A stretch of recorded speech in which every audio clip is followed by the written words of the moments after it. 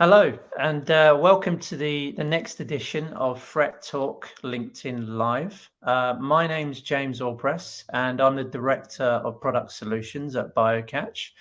I'm here today with my colleague Gemma. Gemma, would you like to do a quick introduction? Yeah, hi James. My name is Gemma Staite. I'm the Threat Analytics Team Lead for EMEA. Okay, so first and foremost, before we get into the deeper stuff, Gem, I think the guys will be really interested to know, what does a day in the life of Gemma State look like? What do you find yourself doing day to day? Cool. So a typical day includes working closely with our customers, fraud analytics teams and strategy teams to ensure that our solutions are performing optimally, including supporting them tactically and strategically to combat their new fraud trends and things like that. And it also involves analysing vast amounts of data. So we have behavioural, device, network data, and we really bring that to life to show how our solutions can help solve our customers' fraud problems, as well as monitoring our performance and also the return on investment that our customers get. The great thing about my role is that I have the pleasure of working with so many different teams at BioCatch. I work really closely with account managers and engagement managers and technical account managers to ensure that our customers are really happy. But I also am constantly discussing model performance and improvements with our exceptional and very clever data scientists.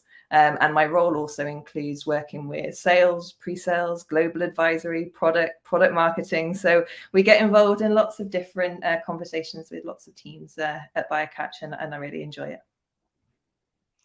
Sounds like there's never a dull moment. Yeah. Hopefully you get a chance to have a few cups of tea in between all of that lot, but that sounds great. So in your role, lots of interaction with customers, et cetera, et cetera. So what would you say are some of the more significant fraud trends that you've been noticing particularly in the EMEA region? Yeah, so I think authorized push payment fraud, so APP scams, are still the number one cause of fraud losses in the UK. And that trend doesn't seem to be going away. And we are seeing an increase in the volume being reported by our European customers, on the continent as well. Account takeover is still prevalent. Fraudsters are still going to be relying on social engineering techniques to be able to get the victim to share their one-time passwords. Or give control of the victim's device to take control through remote access tools. And that enables them then to have access to the device. So, we still see that quite a bit in the EMEA region, and particularly in Spain. That's predominantly what we see over there. Identifying and managing mule accounts has also been a top priority for our customers as well, with the potential introduction of the split liability for fraud refunds in the payment services regulation. It's actually accelerated and need to continue to work in this area. So with many banks looking for an innovative way to ensure that they are not the bank of choice for financial crime through mule accounts, and they'll obviously be wanting to minimize the financial impact of those regulation changes. And I think the final one to call out really is we've seen that fraudsters are using stolen devices to access victims' bank accounts. So this is something that we saw starting in Brazil, and it became it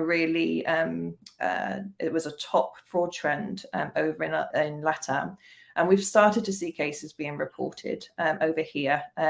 First few we saw in Spain, and now we're starting to see them being reported in the UK as well, exploiting security weaknesses in iOS devices.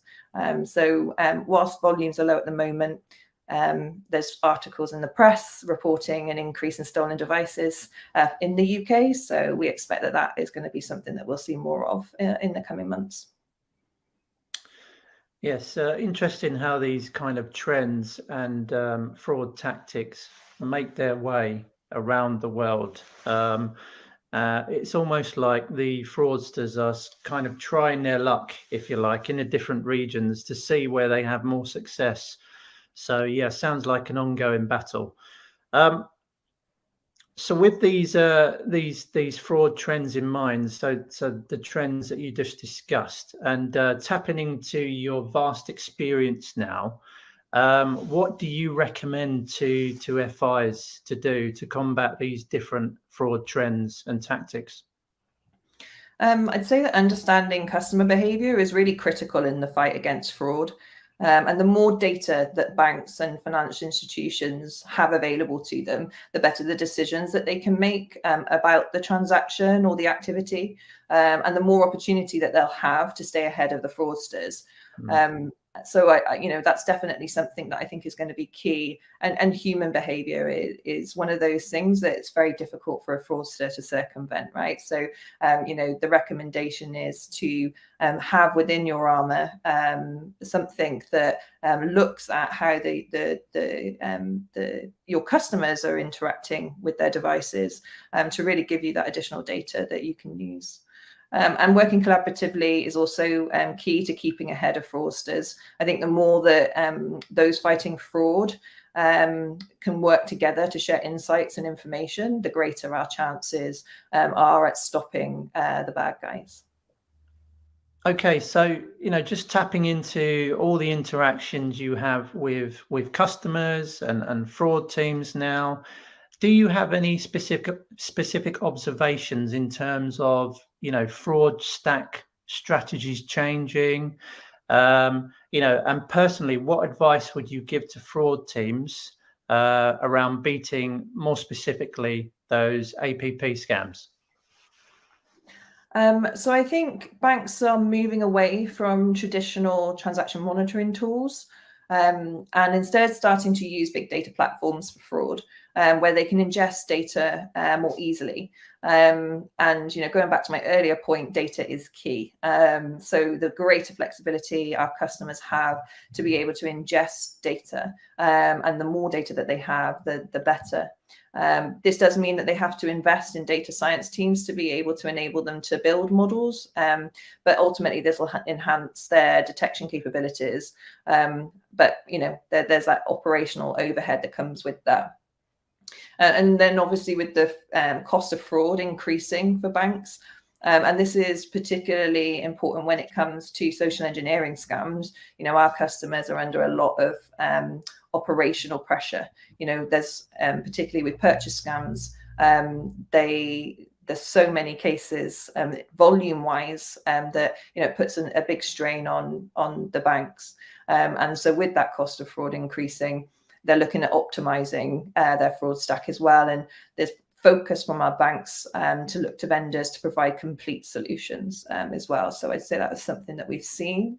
The benefit, obviously, of what BioCatch does is that we've got a very experienced team of data scientists who build models using our behavioral device and network data for our customers. So we reduce the operational overhead, and we've got so much experience across different regions, across different customers, about how something like social engineering scams, how behavior can help in that area.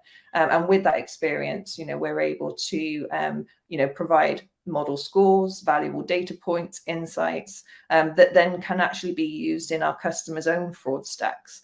So again, going back to the data point, the more data that banks can receive from us, the better their chances of being able to detect something like social engineering scams, and gives them more flexibility to react quickly as well. And with social engineering scams, it's very much a layered approach. A single insight may not be sufficient to be able to detect the fraud. You've got to be able to layer it to get that value, and so that's why data is extremely important for our customers. And that's why the changes that we've seen have been moving in that direction to be able to ingest more. Yeah, so it sounds like with all these modern day fraud types that what I'm hearing is layering is super key, particularly the behavioral layer, because these fraudsters are evolving. They're smart, clever, right? So they're constantly figuring out ways around traditional fraud controls and basic fraud controls. So yeah, it sounds to me like layering is the way forwards. as many data points as possible, including behavior, because of course, that's key in terms of stopping app scams in their tracks in real time. Behavior is absolutely critical, especially when it comes to, impersonation scams and those types of things where there's that coercion. It's absolutely critical to be able to pick up on, that type of activity. Okay, so we've talked about trends and we've talked about strategies to mitigate the modern day fraud types. But as we look forward and head into the summer season, is there anything banks and even consumers, in fact, should be aware of looking forwards? So I'd say one thing that we know is that fraudsters don't take a break during the summer holiday season. And really the key thing I think to call out here is that scams will be the biggest threat during the holiday season. So a few things that, consumers should be aware of, things such as scrutinizing the vacation rental marketplaces and be really cautious about prospective owners, wanting you to contact them outside of the platform or pay outside the platform. Be really cautious about those types of things. And checking if posts have unrealistic or photos that look manipulated. Just exercise caution and scrutinize them and stick to the platforms for your own safety. I'd also say that if a deal looks too good to be true, it usually is. Fraudsters will advertise deals, taking advantage of those who are looking for breaks during peak times where prices are high. And they'll often use branding that will look like or very similar to genuine companies. So it's really important that, consumers out there stay vigilant and do their homework. And it's the other kind of scam that, people fall victim to are things like unsolicited alerts, a message or something popping up saying that you've won a vacation through a sweepstake that you've not even entered. So that'll only exist to steal your money and to steal your identity. So, be really sensible about, sharing your information, if there's something that has arisen that, doesn't make sense. And then finally, I would say from the fact that we've started to see stolen device fraud being reported in EMEA, take extra care when out and about, especially in business, busy cities, and keep your phone safe and take action as soon as you realize that your device is missing. That device is super valuable to a fraudster. So for iOS devices and for Android devices, you can go onto their website under iCloud.com/find or Android.com/find. And you can report your device as lost. And it also allows you to lock it as well as track your device as well. So contact your network provider and secure your bank accounts that you accessed from that device. And once you've accessed a new device, many banks have the option to remove a device from your account as well, once you've registered that new one. So do what you can to protect the accounts that you're accessing on that device. Some people just look at it as an inconvenience because they've now got to buy a new phone, but there's a lot of important information on that device. And, fraudsters are finding ways to circumvent what you would expect to be security controls. So that would be the other kind of thing to be aware of that I would call out, James. Okay, yes, that makes sense. So going into the summer seasons, it's important not to completely switch off, although everybody wants to switch off in their summer breaks. Remain switched on because scams are hugely sophisticated these days, and we don't want to fall victim to a scam. All makes sense. Okay, well, thank you very much, Gemma. That concludes this edition of Threat Talk LinkedIn Live. If anybody wants to see past or future editions of Threat Talk LinkedIn Live, please go to the BioCatch YouTube channel. There's plenty more there to see. And I'll just round off things by saying, once again, thank you very much, Gemma. And goodbye. Thank you, James. Thank you, Gemma.